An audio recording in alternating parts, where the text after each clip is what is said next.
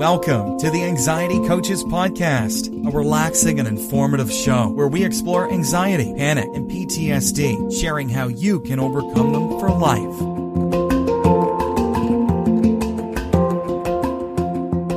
Aloha! Welcome back to the Anxiety Coaches Podcast. I'm your host and coach, Gina Ryan, and I am so happy to be with you again today as together we can consider the many ways to bring your mind and body back to its natural peace and calm. In today's episode, I'm talking about practical steps from Claire Weeks to embrace anxiety. Again, this is part 2 of acceptance.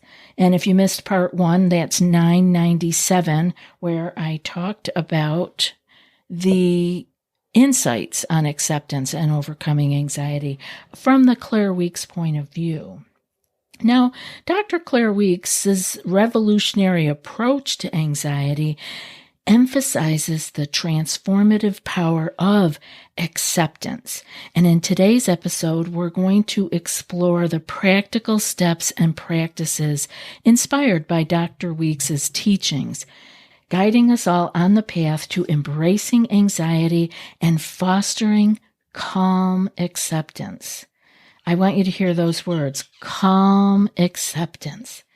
So first off, we want to educate ourselves and we want to acquire knowledge about anxiety. And anyone listening to this show, I know, is already doing that. This would have been important for me to see because back in the day, it was hard to acquire knowledge about anxiety. I had to stumble around for a long time trying to find information on actually what was even going on with me. So understand the physiological processes and mechanisms behind anxiety. And we talk a lot about that here in other episodes. Knowledge becomes your armor, helping you confront anxiety with a sense of understanding rather than fear. Can you see the difference there? These are all the little tiny directional changes that we have to take, moving from fear to understanding. We learn something new every single day, and I have learned so much from doing the show. Not only do I know what worked for me, now I know what works and helps thousands of people. And when I'm doing all my research, I ran into the polyvagal theory, and that's from Dr. Stephen Porges, and I found it very helpful in working with anxiety. In the polyvagal theory, Dr. Porges describes the process in which our neural circuits read cues of danger in our environment as neuroception. And through this process of neuroception, we are experiencing the world in a way in which we are involuntarily scanning situations and people to determine if they are safe or dangerous. Now, I know that this involuntarily scanning situations and people to determine if they are safe or dangerous will sound very familiar to many of you. That is where I lived. I was scanning. And this is what we do naturally. And understanding this polyvagal theory, and that this is not something broken or wrong with us, but how can we work with it and get through and cope in different ways, is really relieving.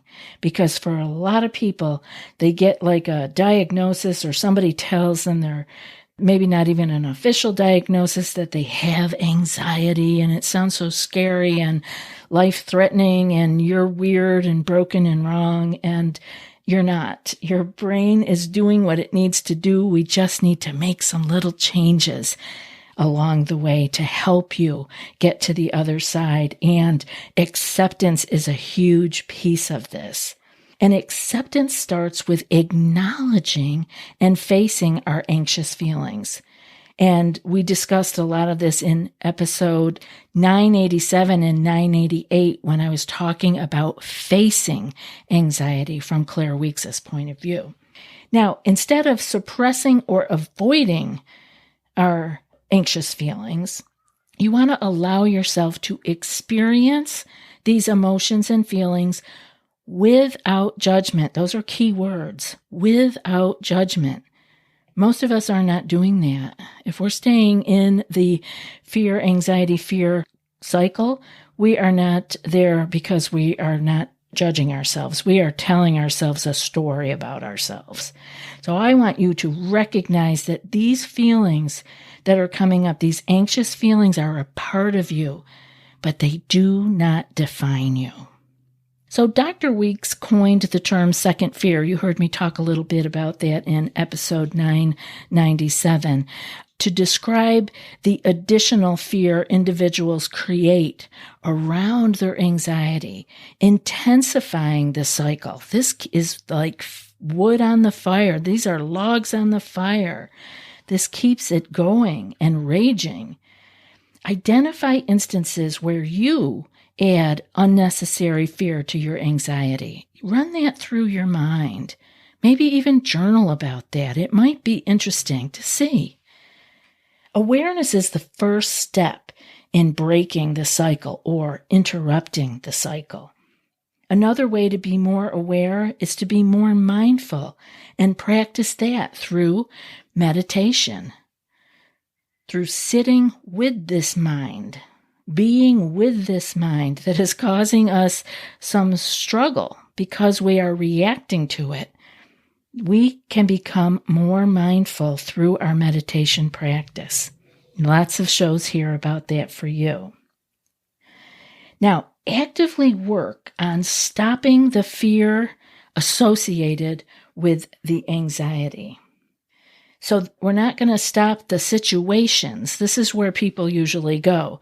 They just stop driving. They stop going to the grocery store. They stop going in elevators or on planes, taking medicine, going to the doctor, whatever your thing is. We all have it. You want to understand that you want to work on stopping the fear that's associated with the anxiety, not the activities. It's the fear that's the problem, not the plane. Understand that fear fuels the cycle and it weakens your ability to overcome it at the same time. So you're not just causing the little fire to roar when you throw more logs on it. You are also weakening your own ability to overcome it at the same time because you are retreating or coming up with very unhealthy coping mechanisms. So make a conscious decision to stop feeding into the fearful thoughts and responses. This is not Pollyanna. This is health. This is well-being. This is self-care. Make that conscious decision to stop feeding into those fearful thoughts and responses. Stop and ask yourself if you are throwing another log on the anxious fire. Dr. Weeks emphasizes the importance of the initial desire to be unafraid. Even if you still experience fear, make up your mind to wish for freedom from it. This is a fascinating part of her ability to help people get through this and come out the other side and live a peaceful life. The initial desire to be unafraid. So even if you're still experiencing the fear, make up your mind to wish for freedom from it. I would see that inside me as a prayer. Other people would see it as an affirmation. So look at it however serves you best, but feel that desire to be unafraid. This simple wish sets the stage for the journey toward calm acceptance. Now, this is big with Clear Weeks. That's where we're going toward. Calm acceptance. We're not white-knuckling it. Desire can go a long way when we're trying to get ourselves started on a new and unfamiliar path. We have to have that desire. In the business world, everybody would say, what's your why? Why do you want to do this? That will be the fuel that keeps you going forward. Dr. Weeks highlights that calm acceptance is the ultimate goal. Although challenging, direct your thoughts toward acceptance. Remind yourself that it's okay to feel anxious. This is where a big part of the problem comes in. We think, oh my God, I shouldn't feel like this. This means something's wrong with me. I'm broken. Oh my God, what's wrong with me? Nothing is wrong with you. It is okay to feel anxious. And remind yourself also that you are not striving for instant results. Calm acceptance will follow in time. Now, remember in the last show I said, practice makes progress. We're not looking for perfection. Understand that acceptance is not merely putting up with anxiety. We're not putting up with it. We're not just living with it, sweating through each day. Another way of saying it is, I want you to stop white-knuckling your way through. I have worked with many, many professionals who have very high-powered jobs that have been white-knuckling through their anxiety for many years. And they are exhausted. And I was the one to tell them, you don't have to white-knuckle your way through anymore. You can get through this. You're not going to put up with it anymore. You're going to have calm acceptance of this issue and get through the other side. Because acceptance is a proactive step that calms the mind, slowing down the flow of adrenaline. This is our mind working on our body.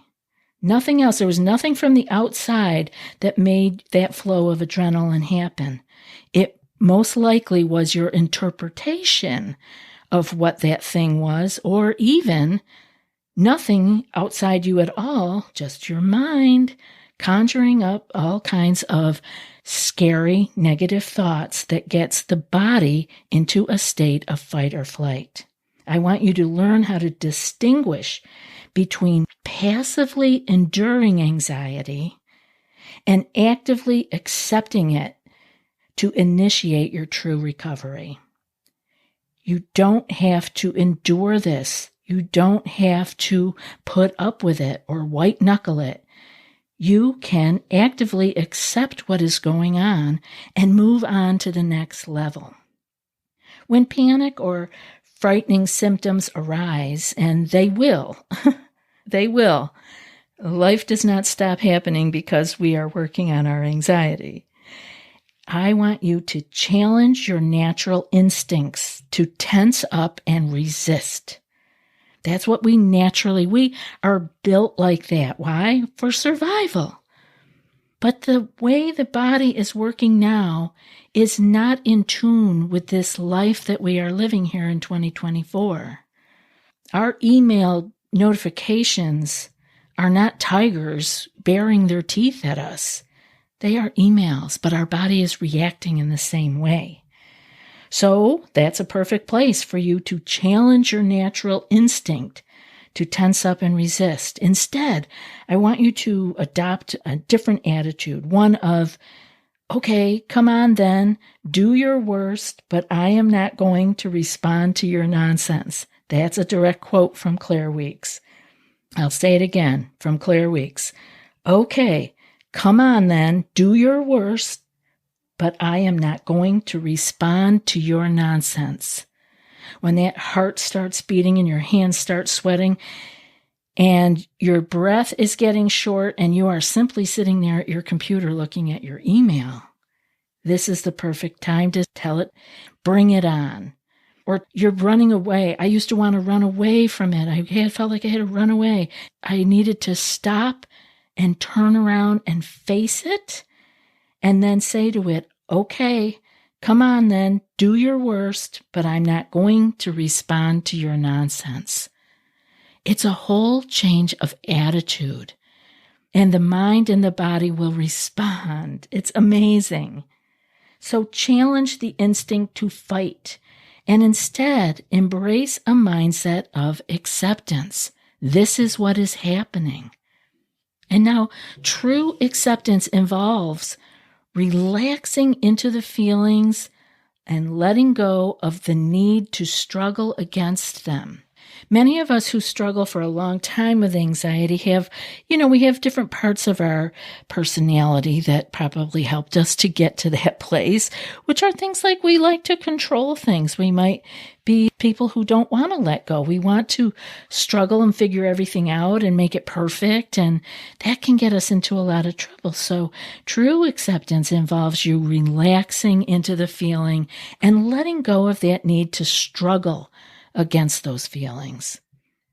Imagine it as floating in the water to recover, rather than fighting against the current. Let go and let the current take you. It's okay. Let go and float. We don't want to fight against the current.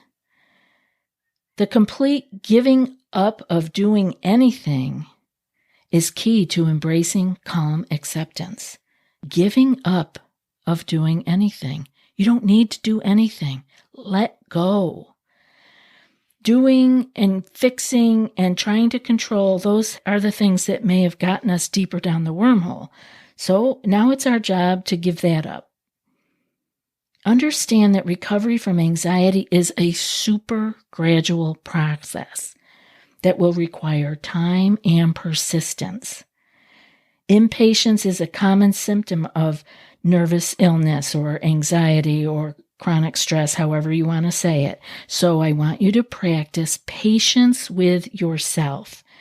Each step toward acceptance is a seed of recovery. By incorporating these practical steps and practices inspired by the wonderful Dr. Claire Weeks, we can all embark on a transformative journey toward embracing anxiety with calm acceptance. As you integrate these principles into your daily life, remember that each person's path to recovery is going to be unique, and progress is made one step at a time. You can do this. And now for today's quote.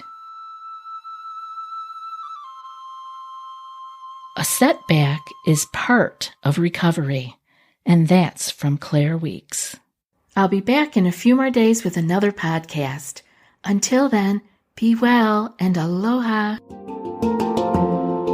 Thanks so much for joining us for today's episode of the Anxiety Coaches Podcast. Find more information at theanxietycoachespodcast.com.